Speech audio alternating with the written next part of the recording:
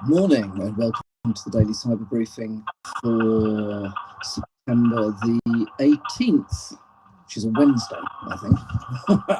So this is going to be good fun. I am doing this live stream from my mobile phone because my laptop is in for a screen replacement. I got the ghost display off. Never mind. Anyway, so we'll see how we get on. VMware have released a patch for a critical vCenter flaw. The flaw would allow remote code execution, so reasonably serious. It's being tracked as CVE 2024-38812 with a CVSS score of 9.8. It's a heap overflow in the DCE RPC protocol. So a malicious actor with network access will be able to trigger this particular vulnerability. So if you are using VMware, and specifically VMware vCenter Server, then this is something to be aware of on patch.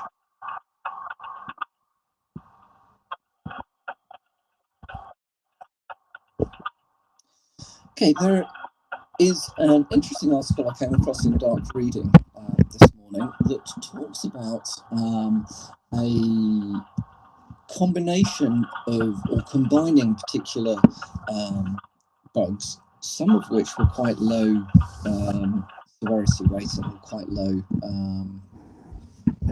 from a priority perspective in many people's minds. It's a series of errors in earlier versions of macOS, especially the calendar app, and via the calendar app you can expose account data. Now, bearing in mind these things have been patched, however, as always, I'm aware of the fact that there are various people out there who are not necessarily as keen to remain up to date with things, especially Apple things. There is a little bit of a tendency amongst Apple people to just run things beyond the point where you get regular patches and updates. Just because A, you spend a lot of money on it, and B, it just works. So if it just works, why would you mess with it? And it's, as I say, not the cheapest, and certainly not the cheapest bits of kit to replace. So this particular chain, the starting point, which dates back to February 23, is CVE 2022 46723.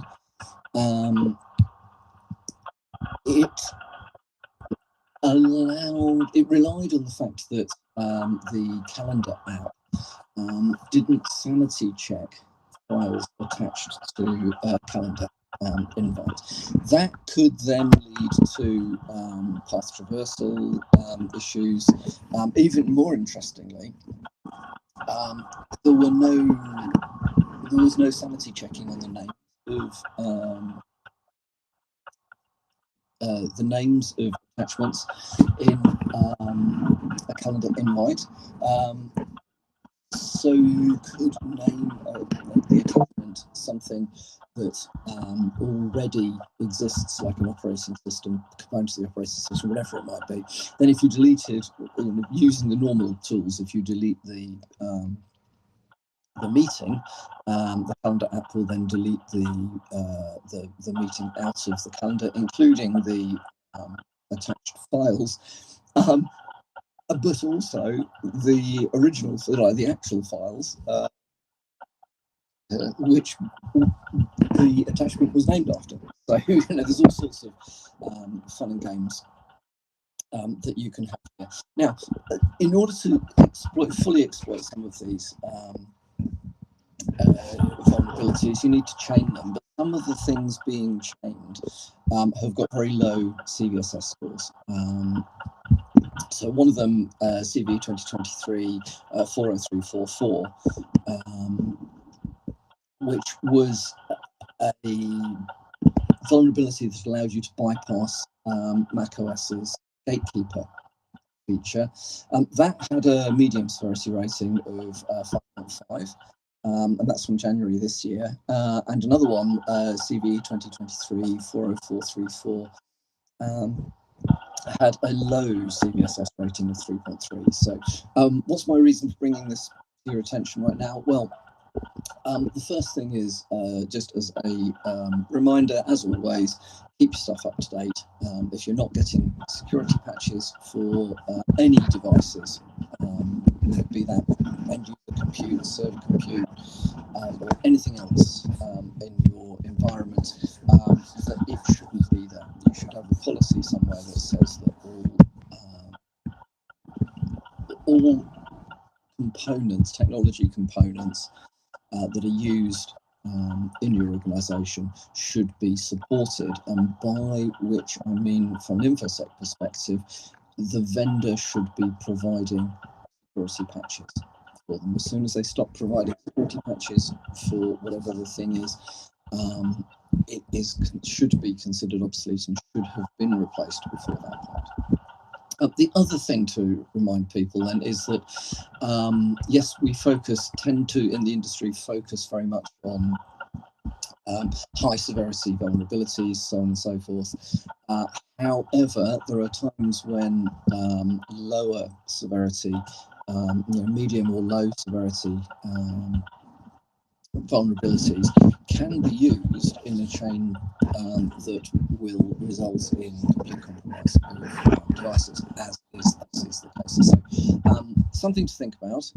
Yes, obviously, focusing on patching currently exploited high severity vulnerabilities is important.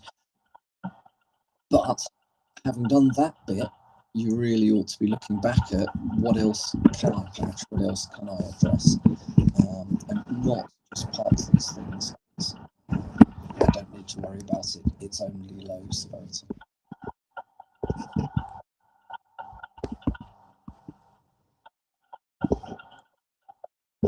I'll talk about that one in just a second.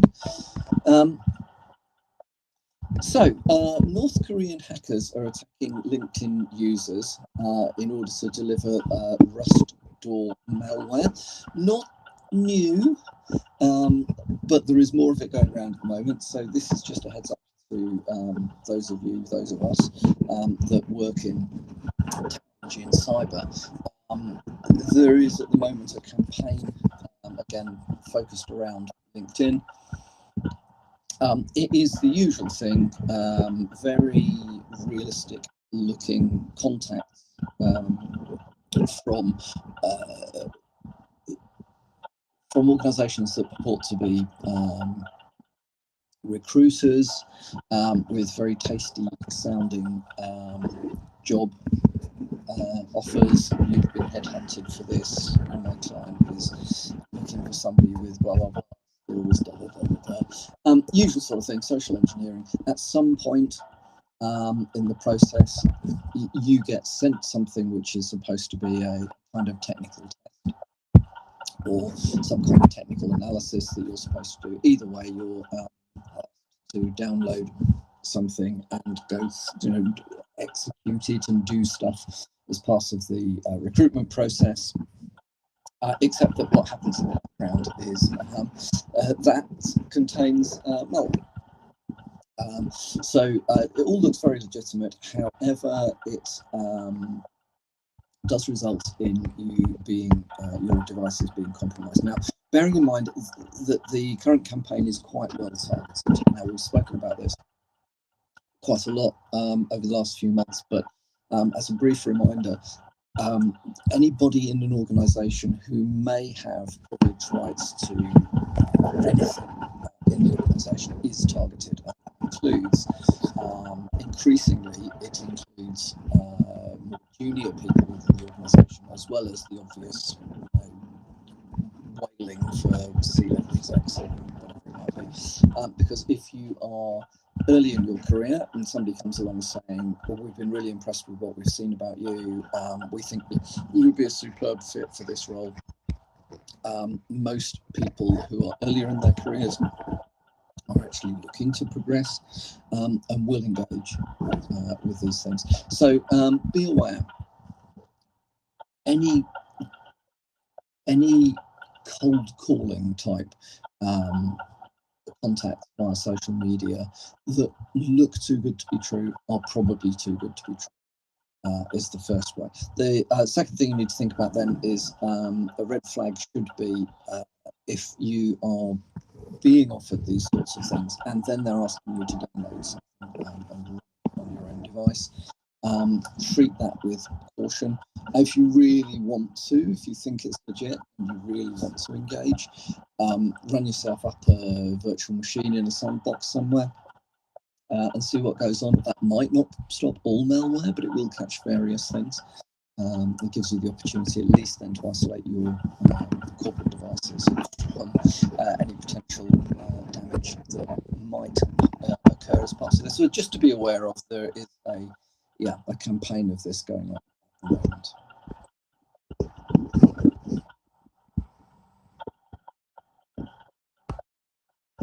Okay. Interesting, again, article in Dark Reading I came across this morning. Apple has abandoned its spyware suit against the NSO Group, the makers of Pegasus. They've basically decided that since they started the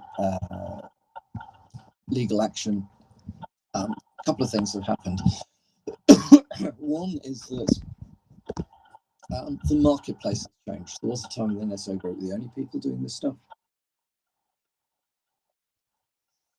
But now it appears that there are various groups doing that. The second one is that in order to pursue the legal case, they would have to divulge what they consider to be excessive amounts of information about how they defend against these sorts of things. So quite understandably, they've decided to stop. Don't know if that's a good thing or a bad thing. Certainly, spyware is something to be aware of, but yeah, definitely one to keep an eye on.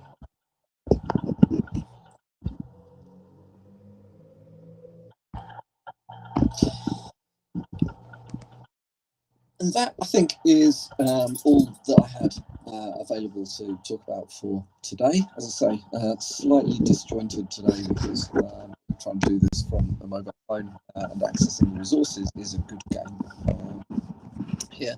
Hopefully this has actually streamed and recorded, and if so, then I will speak to you all again tomorrow morning.